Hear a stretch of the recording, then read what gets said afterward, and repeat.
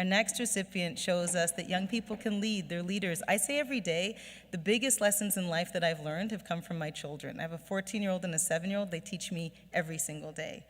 So I want to introduce you now to Loizza, who is our second YMCA Peace Medal recipient. She's a mental health advocate who spearheaded her first fundraiser when she was 9 years old. But the catalyst for her current work came when she was in 10th grade.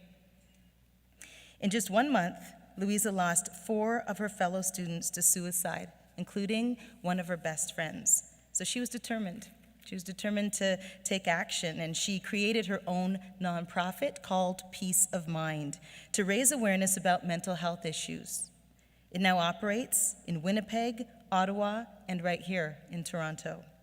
Peace of Mind runs events called Youth Against Mental Health and Illness Stigma, where young people come together and they share their experiences of self-harm, of suicide, of mental health and mental illness. 100 students attended Loizza's first meeting, and by the 4th event, there were 700. Loizza, you should be so proud of the hundreds of lives that you have touched, and frankly, that you have saved. Empathy is a crucial part of peacemaking, and you've shown it to those who need it and those that need it more than ever. And you've equipped people with tools that they need to empathize with and support the others who we know suffer in silence. Please join us on stage to accept your YMCA Peace Medal.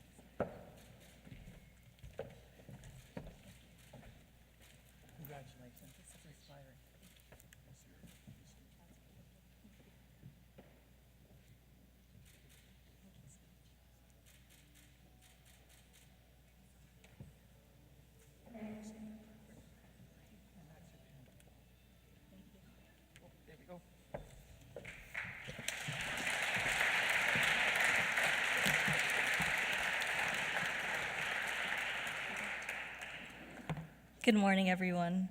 I want to start off by thanking everyone for being here this morning, getting up nice and early to be a part of today. It's an honor to be receiving the YMCA Peace Medal Award, but if I'm being honest, if someone had told me 3 years ago that this is where I would be today, I don't think I would have believed them. On June 17th, 2015, I lost one of my best friends to suicide, Miguel.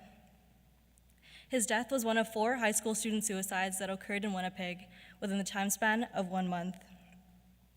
I remember thinking to myself that that was the end, that there were no good days left for me in this world, and that the warmth that I had felt when Miguel was around was something that I would never be able to feel again. I remember being stuck in such a dark place and thinking about why. Why is mental health only talked about when it's too late? It became more clear to me that this is a massive issue that was clouding over our city, but because it was not normal to talk about, people thought it would be more beneficial to act like the sun was out instead of working together to clear the gray skies. But I could not wait any longer, and I didn't want to wait until someone else in my community felt that suicide was the only option they had left. So I made a difficult but conscious decision to pull myself out of this hole, arguably one of the hardest moments of my entire life so far, and strip the power from the pain that hurt me and put it towards creating a proactive resolution to ensure this never has to happen again. When I was 15, I created Peace of Mind, and as a group we decided that our mission was to create a culture of compassion and eradicate the stigma surrounding mental health by using the simple tool that we all have access to, our voices. We wanted young people to feel heard. We wanted young people to hear the stories that others are going through to help them understand that they are not alone. And most importantly, we wanted them to understand that their lives have value. Our events provide a platform for young people to experience how amazing it feels to be in an environment where mental health is not stigmatized, serving as a reminder that we all deserve to be happy and we must work together to create a peaceful society. Fast forward to 3 years later, I'm in a new but amazing city. Peace of Mind has expanded to 3 different cities, with Vancouver being our 4th city in early 2019. And we've reached over 2,000 people over Peace of Mind events and presentations. I've been blessed with the opportunity to meet so many amazing young people who share with me their stories about how Peace of Mind has pushed them to get help, realize they are not alone, and even save their lives. It is such a humbling experience to have Peace of Mind acknowledged on this stage, and to be a young person, a woman, an immigrant, and a person of color that is talking about something that we humans do not like talking about. Receiving the Peace Medal is an accomplishment I would like to extend to the strong members of our community who inspire me constantly as I work against the grain, and to those individuals who are fighting their battles in silence, and their allies who join them in creating a better community through conversation and awareness surrounding mental health.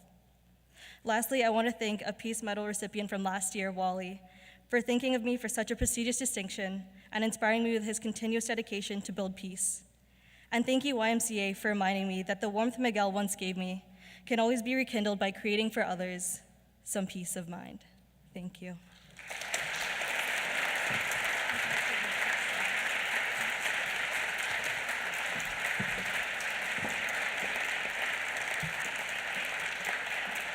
Loizza, thank you so very much.